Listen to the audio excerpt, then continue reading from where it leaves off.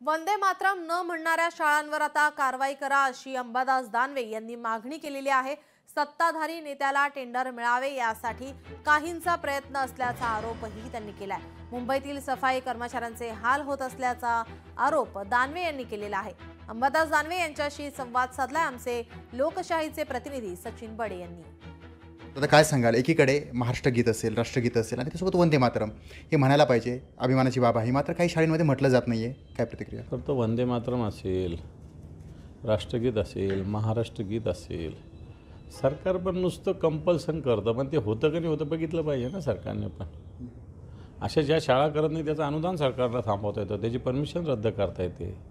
त्यामुळे सरकारने अशा याच्यात एक तपासणी केली पाहिजे, पाहणी केली पाहिजे आणि ज्या कोणत्या शाळा अशा पद्धतीनं जे सरकारने सांगितलेलं ऐकत नाही त्याच्यावर कारवाई केली पाहिजे।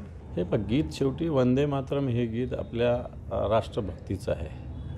स्वातंत्र्याच्या काळामध्ये या गीतामुळं आंदोलनं झालेली आहे, हे म्हणण्यासाठी लोकांनी मला वाटतं बलिदान केलेलं आहे। तर याचा फायदा तोटाने बघितला पाहिजे, याच्यातल्या भावना बघितल्या पाहिजे। वंदे मातरम गीत म्हणायला हवं, कारण ते देशासाठी आणि अभिमानासाठी एक महत्त्वाचं गीत मानलं जातं, त्यामुळं ते गायलाच हवं, जे गात नाही त्यांच्यावर कारवाई करायला हवी, ही भावना जी आहे, ही प्रतिक्रिया या ठिकाणी विरोधी पक्षनेते माजी विरोधी पक्षनेते अंबादास दानवे यांनी दिलेली आहे।